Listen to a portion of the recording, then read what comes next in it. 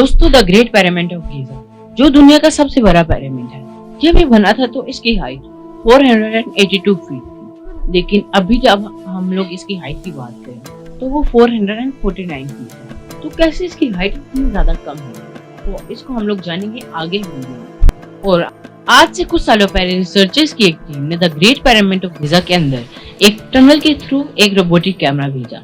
जब वो robotic camera थोड़ा सा अंदर गया तो एक पत्थर की स्लैब आ गई। उसके बाद उन्होंने एक ड्रिल मशीन रोबोटिक कैमरा के आगे लगाई और उससे उस पत्थर के स्लैब में सुराख किया और उस सुराख से रोबोटिक कैमरा अंदर गया और उसने जो देखा उसने सबको हैरान किया। तो ये भी हम लोग जानेंगे आगे वीडियो में। तो दोस्तों, Egypt which is also known as the land of pyramids, जिसमें 118 पिरामिड्स और इन सब पिरामिड्स में से जो सबसे बड़ा पिरामिड वो the great pyramid of Giza है। तो दोस्तों, आज हम लोग इसी the great pyramid of Giza के ऊपर बात करने जा रहे हैं। So let's start our video. The Great Pyramid is arguably the most enigmatic structure on the face of the earth. Built around 2500 BC, it is the tallest structure on Earth for more than 3,500 years. Built as gargantuan tombs of shining white limestone. अस्सलाम दोस्तों, मेरा नाम है। दोस्तों, बाहर देख के चलिए शुरू करते हैं अपना वीडियो। तो सबसे पहले हम लोग ये बात कर लेते हैं कि पिरामिड बनाए क्यों जाते हैं। तो ये पिरामिड्स एंशिएंट इजिप्शियंस बनाते थे, जो वो अपने फेरो के लिए बनाते थे, और ये उनके फेरो की एक टॉम होती थी, यानी उनके कब्र के तौर पे बनाई जाती थी। और ये एंशिएंट इजिप्शियंस का एक रिवाज बन गया था। और फेरो को इन पिरामिड्स में दफनाने से पहले उनकी जितने भी वेल्थ और बिलोंगिंग्स होती थी उनको भी उन्हीं फेरोस के साथ दफना दिया जाता था। और टाइम के साथ साथ ये एंशिएंट इजिप्शियंस का एक रिवाज बन गया था। तो सवाल उठता है कि ये रिवाज शुरू किसने किया था। तो ये रिवाज फेरो रिजोर्सन ने शुरू किया था। उन्होंने अपना एक पिरामिड बनाया था जिसका नाम था द स्टेप पिरामिड ऑफ रिजोर्सन। इसके बाद बारी बारी पिरामिड्स बनते गए और आज से तकरीबन 4589 इयर्स पहले the great pyramid of Giza बना। The great pyramid of Giza दुनिया का सबसे बड़ा पिरामिड और ये पिरामिड एंशिएंट इजिप्शियन ने बनाया। ये पिरामिड किंग खुफू के लिए बनवाया गया था। जब ये पिरामिड बना था तो इसकी हाइट 482 फीट थी, लेकिन उसके बाद रोइयन और लाइमस्टोन केसिंग की वजह से इसकी हाइट कम होगी और अब इसकी हाइट 449 फीट है। अब आप बोलेंगे बाकी सब कुछ समझ आ गया, लेकिन ये लाइमस्टोन केसिंग क्या है। तो एंशिएंट इजिप्शियन जो है वो लाइमस्टोन को बहुत ज्यादा पॉलिश करते थे और उनको स्मूथ बनाते थे, और इसकी वजह से उनके ऊपर एक एक्स्ट्रा लेयर आ जाती थी, और इसकी वजह से जब सनलाइट उनके ऊपर पड़ती थी वो उस लाइट को ज्यादा रिफ्लेक्ट करते थे और ज्यादा शाइन करते थे। और टाइम के साथ साथ लाइमस्टोन केसिंग की जो इसके ऊपर एक लेयर थी वो हट गई और इसकी हाइट 482 फीट से 449 फीट, और इस तरह से इसकी हाइट जो है वो इतनी ज्यादा कम है। तो the great pyramid of Giza, जिसको दुनिया का 8वां अजूबा भी कहा जाता है, इस अजूबे को बनाने के लिए अच्छे खासे मजदूर लगे होंगे। तो कुछ एक्सपर्ट्स का ये मानना है कि the great pyramid of Giza को बनाने के लिए तकरीबन 2000 से 30,000 के दरमियान मजदूर लगे होंगे।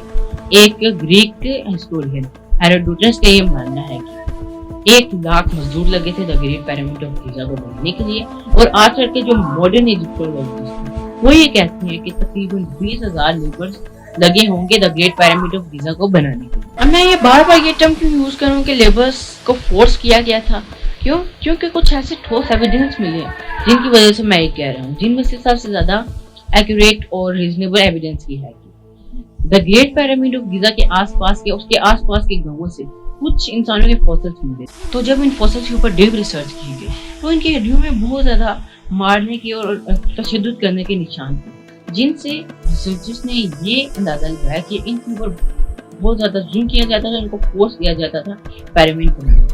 तो आपको क्या लगता है कि ये मजदूरों ने अपनी मर्जी से पिरामिड बनाया होगा या इनको फोर्स किया होगा, और कितने लोग लगे होंगे इतने बड़े पिरामिड को बनाने के लिए? मुझे प्लीज कमेंट सेक्शन में जरूर बताइएगा। The great pyramid of Giza जो 18 एकड़ की जमीन पे बना हुआ है, जो एक दो नहीं पूरे 9 फुटबॉल फील्ड्स के इक्वल आता है, और इसको बनाने के लिए 23 लाख लाइमस्टोन्स लगे। और अगर हम लोग इनके एवरेज वेट की बात करें तो 2 टन से लेके 50 टन तक है, यानी 2000 किलो से लेकर 50,000 किलो तक के भी स्टोन इसके बनाने के लिए यूज किए गए थे। और अगर हम लोग इसके टोटल वेट की बात करें तो वो 5.75 मिलियन टन है, यानी कि 57,50,000 टन। इतना ज्यादा वजन है पिरामिड। और कैसे रिसर्चर्स ने इसकी दीवारों को और इस इंच बाय इंच लेवल किया और कैसे इतने बड़े बड़े यानी 50,000 किलो के पत्थरों को कैसे उन्होंने 480 फुट तक की हाइट तक पहुंचाया और वो कौन से इंजीनियर थे जिन्होंने इसकी हर दीवार को 51.5 डिग्री के एंगल में सेट किया विदाउट एनी नेसेसरी इंस्ट्रूमेंट्स। तो चलिए आगे हम लोग इन चीजों को डिस्कवर करते हैं। तो जो सबसे पहला चैलेंज था रिसर्चर्स के लिए कि उन्होंने ये फाइंड करना था कैसे एंशिएंट इजिप्शियन में without any compass and optical instrument उसकी दीवारों को या उसकी चारों साइड्स को एग्जैक्ट एक्यूरेट डायरेक्शन में मार्क यानी north south east and west जैसा आप लोग स्क्रीन में देख सकते हैं। तो इसके लिए रिसर्चर्स का मानना है कि उन्होंने पोलर स्टार्स का यूज किया होगा। पोलर स्टार वो स्टार होते हैं जो हमें अर्थ के नॉर्थ और साउथ पोल्स के बारे में बताते हैं। तो इस बेसिक टेक्निक का यूज करते हुए उन्होंने अंदाजे पे इसके चारों साइड्स को मार्क किया होगा और वो बिल्कुल एक्यूरेटली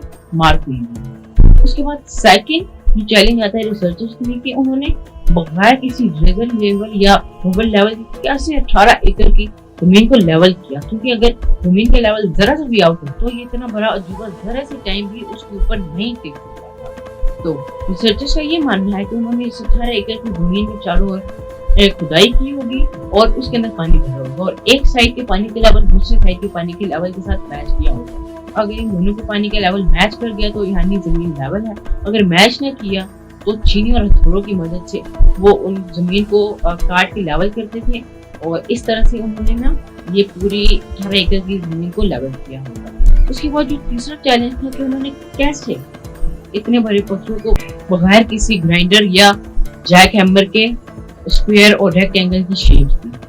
जी हाँ, आप लोग बिल्कुल सही सोच रहे हैं, उन्होंने छीनी की मदद से इन पत्थरों को स्क्वायर और रेक्टेंगल की शेप दी। अब उस जमाने में कॉपर एक बहुत ज्यादा कॉमन मेटल था जिनसे ये सारे इंस्ट्रूमेंट्स बनाए जाते थे। तो एंशिएंट इजिप्शियंस को भी पता था कि कॉपर इतना ज्यादा मजबूत नहीं होता कि वो पत्थरों को काट सके, तो इसलिए वो उसमें एक और केमिकल मिक्स करते थे, आर्सेनिक और कॉपर के मिक्सचर से जो छीनियां बनती थी वो बहुत ही ज्यादा मजबूत होती थी और इन्हीं की मदद से ये पत्थरों को रेक्टेंगल और स्क्वायर की शेप देते थे। अब पिरामिड की साइड की मार्क होगी, जमीन भी लेवल होगी और कटिंग का तरीका भी पता चलेगा। तो अब एक और लास्ट चीज है जो अभी तक रिसर्चर्स को पता नहीं चला, कैसे वो इतने बड़े पत्थरों को ट्रांसपोर्ट करते हैं। क्यों?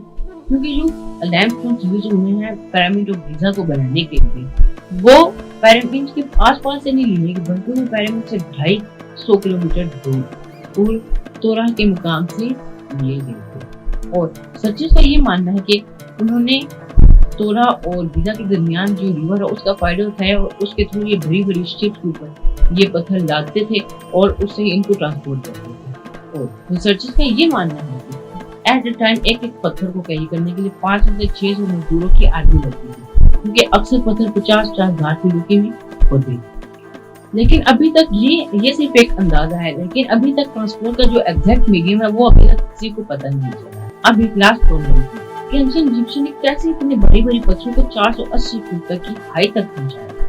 तो इसके लिए दो एक्सप्लेनेशन दी जाती है। या तो पिरामिड के अराउंड एक स्पाइरल ट्रैक बनवाया गया होगा जो पिरामिड के टॉप में जाता होगा, और या एक जिगजैग ट्रैक बनाया होगा पिरामिड के अराउंड जिससे पत्थरों को ऊपर ले जाया जाता है। लेकिन एक चीज कंफर्म है कि मजदूरों की मदद से ऊपर इनको ले जाया जाता होगा। दोस्तों, वीडियो की स्टार्टिंग में मैंने एक रोबोटिक कैमरा के बारे में बात की थी। कुछ रिसर्चर्स ने आज से कुछ सालों पहले the great pyramid of Giza के अंदर एक टनल के थ्रू एक रोबोटिक कैमरा लगाया। जब वो कैमरा थोड़ा सा अंदर गया तो वो आगे एक स्टोन स्लैब आ गया और कुछ सालों के और हार्ड वर्क करने के बाद रिसर्चर्स ने एक स्मॉल ड्रिल ली जिसको उन्होंने कैमरा के आगे फिट किया और उसके बाद उस स्टोन के अंदर उस ड्रिल से एक सुराख किया और वो सुराख इतना छोटा था कि उसके अंदर से सिर्फ वो रोबोटिक कैमरा ही जा सकता था। और जब वो रोबोटिक कैमरा उस पत्थर के आगे गया यानी उस होल से उस पत्थर के वो क्रॉस किया तो सामने एक और स्टोन स्लैब, जैसे उस कैमरे का रूप नीचे जमीन की तरफ होना गया तो आगे कुछ ऐसे सिंबल थे जिनका मीनिंग अभी तक किसी को नहीं पता था और आज तक उनका मीनिंग रिसर्चर्स फाइंड कर रहे हैं, एक्सपर्ट्स फाइंड कर रहे हैं, अभी तक उसका मीनिंग किसी को नहीं पता चला। और वो सिंबल आप अपनी स्क्रीन पे देख सकते हैं। उसके बाद जब उस ड्रिल से उन्होंने दूसरे पत्थर की स्लैब के ऊपर होल बनाने की कोशिश की तो वो ड्रिल पत्थर के स्लैब के अंदर एक होल नहीं बना सकी क्योंकि वो स्लैब पिछले पत्थर के स्लैब से ज्यादा बड़ा और बहुत ज्यादा मजबूत था, इसलिए उस ड्रिल से उसके अंदर होल नहीं बनाया जा सका। और अभी तक किसी को नहीं पता कि उस पत्थर की स्लैब के पीछे क्या है।